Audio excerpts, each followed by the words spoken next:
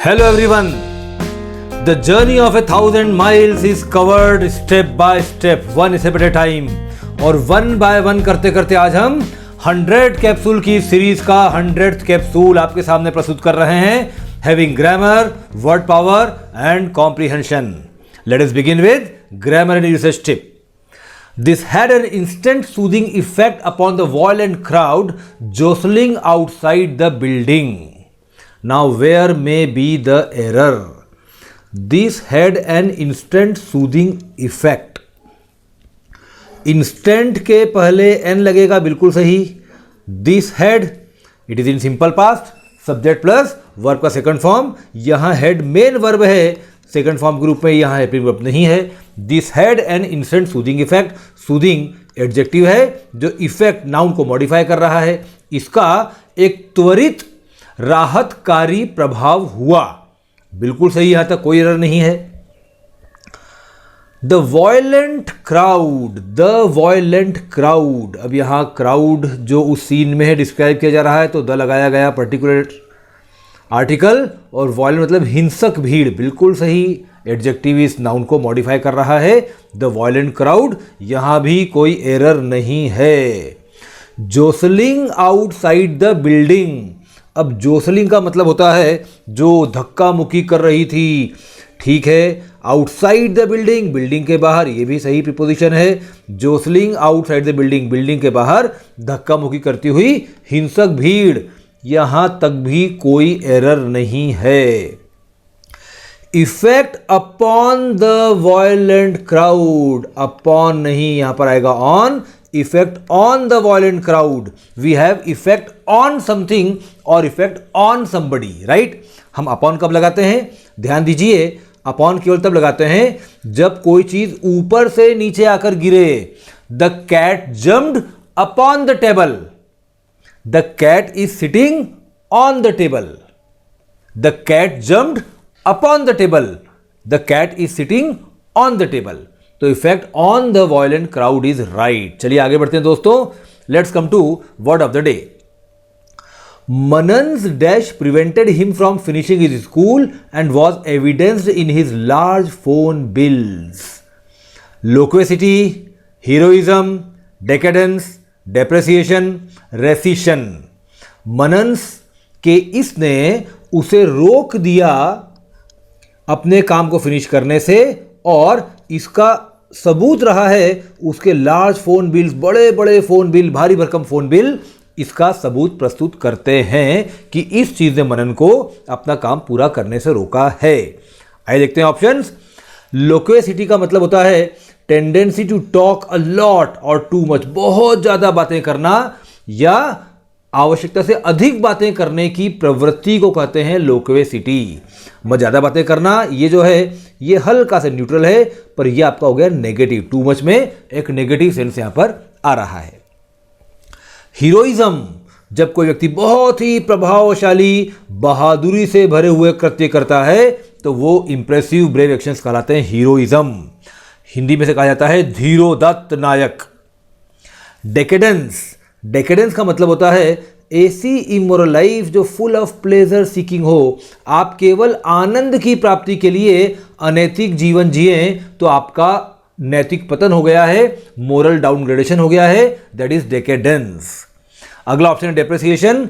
Commerce वाले जानते होंगे, the process of becoming less valuable. संपत्तियां उपयोग से या समय से लेस वैल्यूएबल हो जाती हैं, उन्हें कहते हैं डेप्रिसिएशन. रेसिशन बना है रिसाइंड से. रिसाइंड का मतलब होता है रिवोक करना या कैंसिल करना, खंडन करना या रद्द करना किसी चीज को, उसे कहते हैं रेसिशन. तो बताइए यहां पे क्या ऑप्शन आएगा? Manan's loquacity prevented him from finishing his work and was evidenced in his large phone bills. किसी व्यक्ति के बड़े बड़े फोन बिल कब आएंगे? जब उसको टेंडेंसी है बहुत ज्यादा और थोड़ा ज्यादा ही आवश्यकता अधिक बातें करने की. तो यहां पर loquacity is the best option.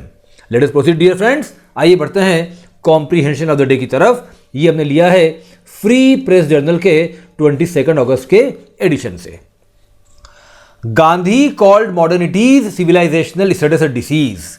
Whether this can be deemed an illustration of prophetic prescience or not, in any case, his vituperative phraseology, admittedly constituting part of a polemical diatribe with the aim of subverting the legitimacy of the colonial enterprise, epitomized by his stringent criticism of the Indian railways, targeted strikingly as carriers and spreaders of epidemic disease.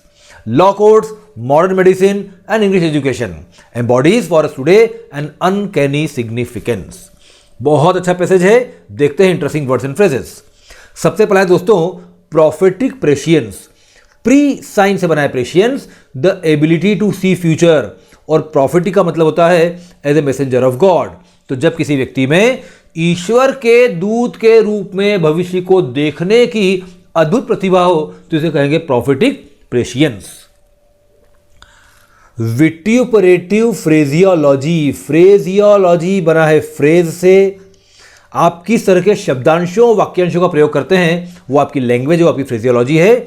और विट्यूपरेटिव जब cruel angry criticism, आप बहुत ही क्रूरतापूर्वक बहुत गुस्से में किसी की आलोचना करते हैं तो आप विट्यूपरेटिव लैंग्वेज यूज कर रहे हैं. तो विट्यूपरेटिव फ्रेजियोलॉजी मतलब language full of cruel angry criticism.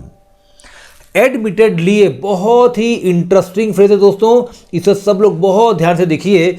ये ऑथर किसी बात के तब लगाता है जब वो कहना चाहता है कि मैं स्वीकार करता हूं इस आने वाले तथ्य को, जो मैं आगे डिस्क्राइब कर रहा हूं इस तथ्य को मैं स्वीकार करता हूं. तो आमतौर पर हो सकता है कि यहां पर ऑथर उस चीज को एक कन्फेशन या एडमिटेंस के रूप में ले. पैसेज की बाकी भावना उसके खिलाफ भी हो सकती है. Constituting part of. कॉन्स्टिट्यूट का मतलब होता है बनना, होना, फॉर्मिंग, राइट. तो फॉर्मिंग अ पार्ट ऑफ, किसी बड़ी घटना का हिस्सा होते हुए. Constituting part of a big event.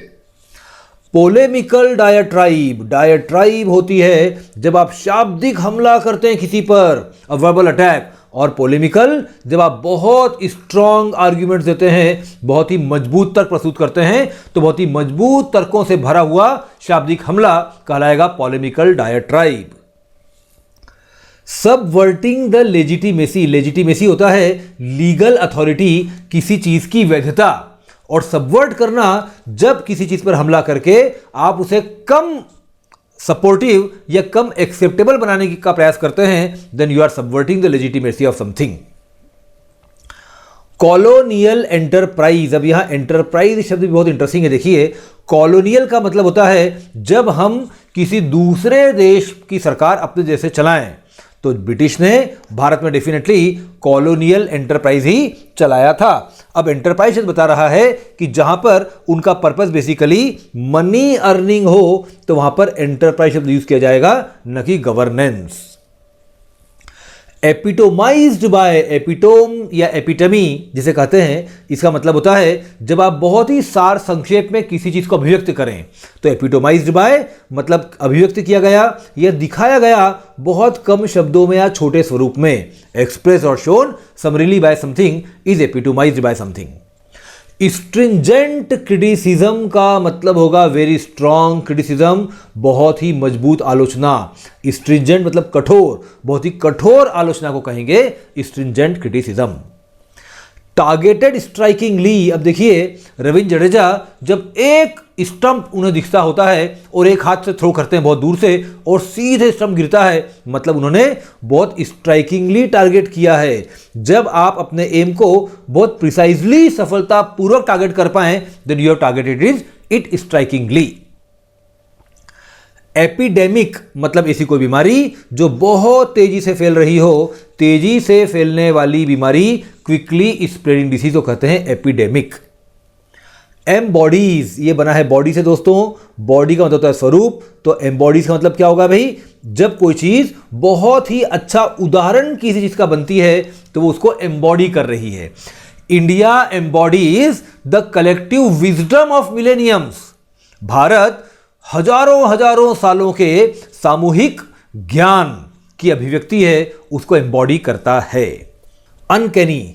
Uncanny का मतलब होता है स्ट्रेंज एंड मिस्टीरियस. जब कोई चीज बहुत ही विचित्र भी हो और रहस्यमय भी हो कि यह कैसे हुआ, इसे कहेंगे अनकैनी, जो एकदम साधारण नॉर्मल नहीं है.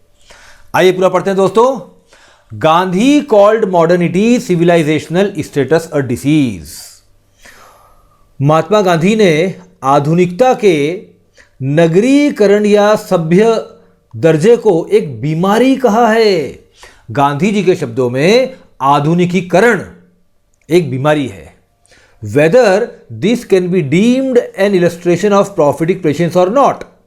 अब हम इसे बिल्कुल एक ईश्वर के दूत की भांति भविष्य को बिल्कुल सही प्रकार से कथित कर पाने का उदाहरण माने या न माने, इन एनी केस किसी भी दृष्टि में, किसी भी अवस्था में, हिज विट्यूपेरेटिव फ्रेजियोलॉजी, उनकी गुस्से से भरी हुई आक्रामक भाषा, admittedly constituting part of a polemical diatribe with the aim of subverting the legitimacy of the colonial enterprise। मैं स्वीकार करता हूं कि यह एक बहुत ही तार्किक तर्कों से भरी हुई शाब्दिक हमले का हिस्सा है।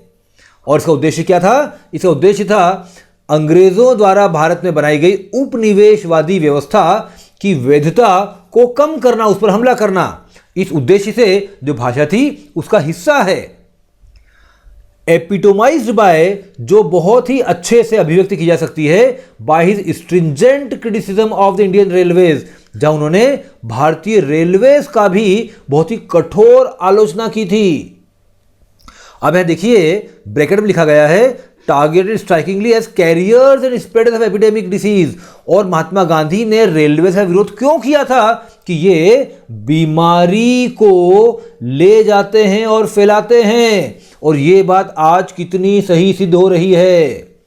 तो गांधी ने इंडियन रेलवेज को भी क्रिटिसाइज किया, लॉ कोर्ट्स को किया, न्यायालय को किया, मॉडर्न मेडिसिन आधुनिक दवाइयों को किया, एंड इंग्लिश एजुकेशन और अंग्रेजी की पढ़ाई की भी आलोचना की। और आज ये सब चीजें हमारे सामने प्रस्तुत हैं एक बहुत ही विचित्र, सरप्राइजिंग, लेकिन एक विशेष महत्व के साथ कि उस समय गांधी ये सब कैसे देख पाए, आज ये सही सिद्ध कैसे हो रहा है। तो दोस्तों, मैं थोड़ा सा आज बहुत इमोशनल भी हूं कि 100 कैप्सूल पूरे हो गए हैं। एक छोटे से शहर के एक छोटे से शिक्षक का यह प्रयास आपको कैसा लगा? आपके कमेंट्स हमें प्रोत्साहित करते हैं। देखते रहिए। मैं एक बार पुनः विनम्रता पूर्वक वादा करता हूं कि यदि आप इन सभी 100 कैप्सूल्स को बहुत ध्यान से देखेंगे तो निश्चित तौर पर आप कॉम्पिटिटिव एग्जाम्स में सफल होने की तरफ एक मजबूत प्रयास करेंगे। Thank you, all the best, enjoy, have a nice time.